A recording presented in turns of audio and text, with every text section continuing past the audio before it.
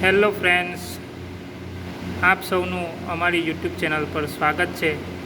આજે આપણે નવો વિડીયો લાવ્યા છે। તમે જોઈ શકો છો કે આપની પાસે એક ટેસ્ટર છે અને બીજું મેગર છે। હવે ટેસ્ટર આપણે ઇલેક્ટ્રિસિટી ચેક કરવા માટે યુઝ કરીએ છીએ। વોલ્ટેજ 500 વોલ્ટ સુધીની એની કેપેસિટી છે ને મેગર આપની પાસે છે 1000 વોલ્ટ મેક્સિમમ આઉટપુટ ડીસી કાઢશે, જે 50 વોલ્ટ અલગ અલગ સિલેક્શન છે। 50 વોલ્ટ, 125 વોલ્ટ, 250 વોલ્ટ અને 500 વોલ્ટ અને 1000 વોલ્ટ। આપણે આજે ટેસ્ટ કરીશું કે મેગરમાંથી જે આઉટપુટ નીકળે છે ડીસી વોલ્ટેજ, એનાથી ટેસ્ટર ગ્લો થાય છે કે નથી થતું, એ અલગ અલગ વોલ્ટેજ પર સેટિંગ રાખીને આપણે ચેક કરીશું। તો ફર્સ્ટ આપણે 50 વોલ્ટ પર સિલેક્શન કરીએ અને તેને આપણે ટેસ્ટ કરીએ। જોઈ શકો છો મિત્રો, આપણે 50 વોલ્ટ પર એનું સિલેક્શન કર્યું છે અને મેગરની અંદર મેગા ઓહ્મમાં અત્યારે રીડિંગ છે ને આપણે ટેસ્ટ કરીએ છીએ શું થાય છે તે જોઈએ। આ બાજુ મેગા ઓહ્મમાં રીડિંગ આવે છે પણ ટેસ્ટર ગ્લો થયું નથી, તો આપણે બંધ કરીશું અને એનું સિલેક્શન 125 વોલ્ટ પર કરીશું ને પછી પાછા ટેસ્ટ કરીશું। 125 વોલ્ટ પર આપનું ટેસ્ટર ગ્લો થયું છે, તમે જોઈ શકો છો મિત્રો।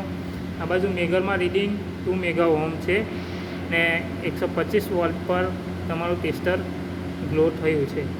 હવે આપણે 125થી હટાવીને 250 વોલ્ટ પર ટેસ્ટ કરીશું કે 250 વોલ્ટ પર ટેસ્ટર ગ્લો થાય છે કે નથી થતું। એની કેપેસિટી 500 વોલ્ટ સુધીની જ છે, જોઈએ આપણે શું થાય છે। 250 વોલ્ટ પર પણ આપનું ટેસ્ટર ગ્લો થયું છે। હવે મેગરમાં રીડિંગ તમે જોઈ શકો છો 1.32 મેગા ઓહ્મ આવે છે। હવે 250 વોલ્ટ પછી આપણે 500 વોલ્ટ પર ટેસ્ટ કરીશું કે આપનું ટેસ્ટર ગ્લો થાય છે કે નથી થતું। 500 વોલ્ટ પર સિલેક્શન કર્યું છે આપણે, હવે 500 વોલ્ટ પર આપણે ટેસ્ટ કરીશું। તમે જોઈ શકો છો મિત્રો કે ટેસ્ટર 500 વોલ્ટ પર પણ ગ્લો થયું છે। હવે એની લાસ્ટ કેપેસિટી 500 વોલ્ટ છે, એનાથી વધારે એ મેઝર કરે છે કે નથી કરતું એ આપણે જોવાનું છે। 500 વોલ્ટ સુધી તો આપણે ચેક કર્યું કે આપનું ટેસ્ટર ગ્લો થયું છે।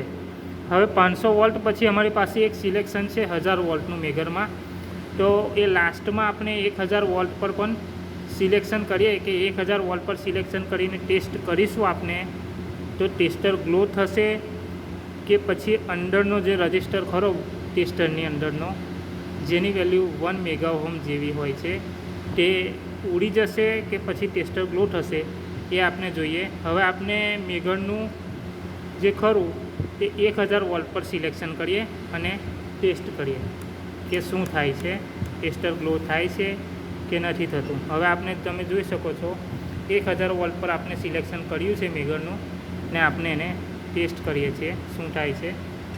તો મિત્રો તમે જોઈ શકો છો 1000 વોલ્ટ પર આપણે ચાલુ કર્યું, ટેસ્ટ કર્યું, તો ગ્લો થઈને તરત જ બંધ થઈ ગયું છે આપણું બ્રેકર। ફરીથી આપણે 1000 વોલ્ટ પર એકવાર ફરીથી ટ્રાય કરીશું કે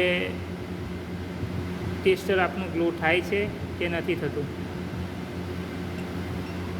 જોઈ શકો છો મિત્રો, ટેસ્ટર ગ્લો નથી થતું, પણ આપણે હવે જોવાનું એ રહ્યું છે કે 1000 વોલ્ટ પર ટેસ્ટર ગ્લો નથી થયું, પણ એમાંનો જે રજિસ્ટર ખરો તે અત્યારે હેલ્ધી કન્ડિશનમાં છે કે ઉડી ગયો છે, એ ચેક કરવા માટે આપણે ફરીથી મેગરને 500 વોલ્ટ પર કરીશું અને ફરીથી એકવાર ટેસ્ટ કરીશું કે ટેસ્ટર ગ્લો થાય છે કે નથી થતું। આપનું ટેસ્ટર હેલ્ધી કન્ડિશનમાં જ છે, અંદરનો રજિસ્ટર ઉડ્યો નથી અને ટેસ્ટર હેલ્ધી કન્ડિશનમાં જ છે ને રજિસ્ટરને કંઈ પણ થયું નથી। તો મિત્રો આપણે જોયું આજે કે અલગ અલગ વોલ્ટેજ સિલેક્શન પર મેગર દ્વારા ટેસ્ટર ગ્લો થાય છે કે નથી થતું તે આપણે ચેક કર્યું। તો મિત્રો આવી જાણકારી અમે નવી લાવીશું આ ચેનલ પર, તો તમે આ ચેનલ ને સબસ્ક્રાઈબ કરો, શેર કરો અને લાઈક કરો, જેથી કરીને અમારી ચેનલ ગ્રો થાય, જેથી કરીને નવા નવા સબસ્ક્રાઈબર પણ આ ચેનલ પર આવે. તો મિત્રો, તમારી પાસે આશા છે કે આવા જ નવા નવા વિડીયો અમે લાવીશું અને તમને એન્ટરટેનમેન્ટ કરીશું ને નવી નવી જાણકારી પણ આપીશું. તો મિત્રો, ચાલો આપની પાસેથી વિદાય લઈએ છીએ. જય ભારત.